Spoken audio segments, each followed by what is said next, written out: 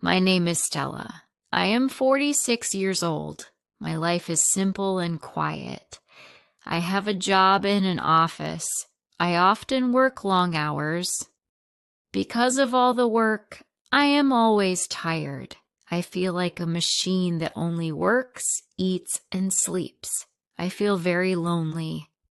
One day, I left the office very late. It was midnight. Usually, I go straight home, but that night I stopped walking. I looked at a building nearby. It was a bar.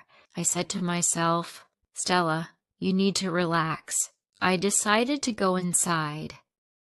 I walked to the bar counter. I asked for a drink. I found a small table in the corner. I sat down alone with my drink. I watched the people dance. I watched the couples talk closely. Then a young man walked over to my table. He asked if he could sit down. I said yes. He told me his name was Pete and he was 23 years old. I felt a big difference in our ages, but I did not say anything. He was young and handsome. Pete was not nervous to talk to me. He looked at me and said, "You look very beautiful tonight." I was very surprised. I laughed a little because I felt shy. Usually, I felt invisible when I went out. But tonight, Pete made me feel seen. He asked me questions about my life. He listened carefully when I answered. Pete was flirting with me and I knew it. For many years, I only thought of my work. Now, I thought of myself. I felt like a woman again.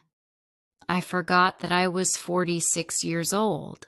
I forgot my problems and my loneliness. I only focused on Pete's smile. Pete asked me to dance. I felt nervous, but he took my hand and led me to the middle of the room. He pulled me close to him. I had not been this close to a man in many years. I tried to look away, but I could not. I kept looking at Pete's face. I began to blush. Pete looked into my eyes. He kissed me. My heart beat fast.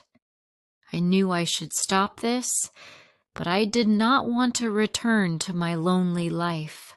I said to Pete, "Let's get out of here." Pete smiled. He did not ask where we were going. He simply nodded his head. So we left the bar. We were alone now. We walked quickly toward my apartment. I knew this might be a big mistake, but I did not care. Pete looked at me like I was the only woman in the world. He made me feel young again. We arrived at my small apartment and went inside. We talked for a long time. Then we went to sleep. Pete slept beside me. I felt safe. The next morning, I looked at Pete. He was still sleeping next to me. I told myself that this was just one night and everything would be fine. Then suddenly, I heard a sound, a key turning in the lock. I froze. It was my daughter's key. My heart stopped. I could not breathe. My daughter was supposed to be away for the whole weekend. Why was she home now? I knew I was in big trouble. I pushed Pete inside the closet in my bedroom. I closed the door quickly. My daughter said, "Mother, are you awake?" I tried to look normal. I opened the front door. My hands were shaking. My daughter came inside. She began to walk toward my bedroom. I needed to stop her. The closet door was closed, but Pete was hiding there. I quickly said, "Wait, do you want some tea or coffee?" She said no, and she went into the kitchen. This was my only chance. I opened the closet door. I said to Pete, "You must go now." Pete nodded his head. He moved toward the front door. I thought the problem was over, but then he stopped near the door. He gave me a strange look. He said, "Your daughter is cute too." I could not move. My face burned. I felt anger and shame. I pointed at the door with my finger. I told him, "Stay away from me. Do not come back." I pushed him out of the apartment quickly and locked the door. I went to the kitchen and tried to look normal again. My daughter asked me if everything was okay.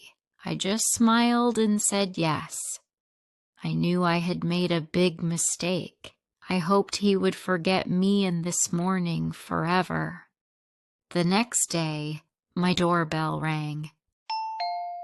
I opened the door. It was Pete. He looked happy. He did not talk about the night we spent together. He only talked about money. He said, "I need some money now." I felt confused. I thought if I give him money, he will leave me alone. So I gave him some cash. It was not a lot of money, but it was all I had. I told him, "Take this now. Please go and do not come back here again." He took the money quickly and walked away. But Pete did not go away forever. He came back to my apartment the next week.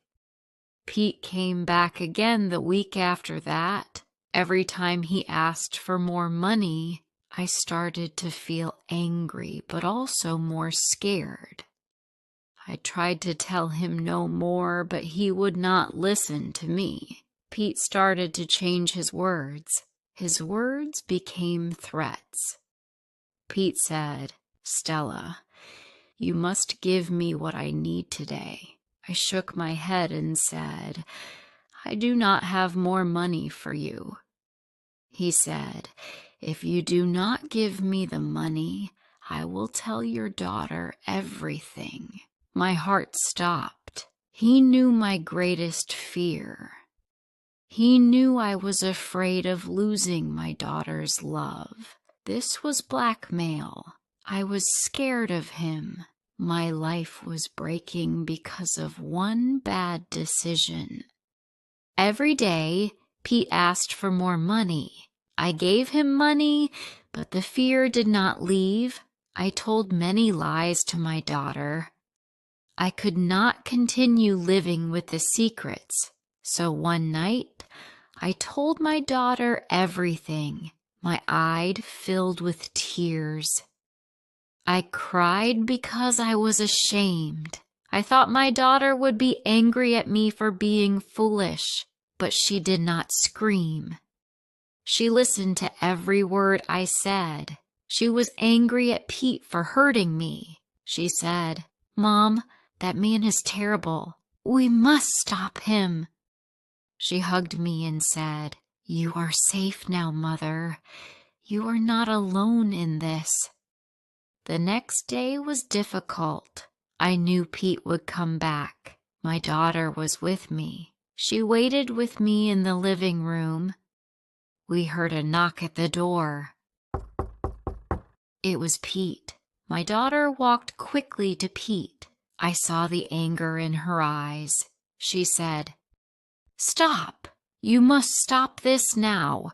You need to leave us alone." Pete looked shocked. He did not expect to see her. He did not expect her to speak. He saw that he had lost. His game was over. My daughter said, "Go now, and never come back to this apartment. Never call my mother again." Pete said nothing. He knew he could not win against both of us. He walked away. My daughter turned around and looked at me. She did not need to speak. I knew what she meant. We sat together on the sofa. We did not talk much, but we were close. That day I realized that keeping secrets holds you down, but the truth is strong. My daughter's love and the truth had set me free from Pete and my own fear. I was ready to start a new life. If you liked this story, please like, comment, share, and subscribe.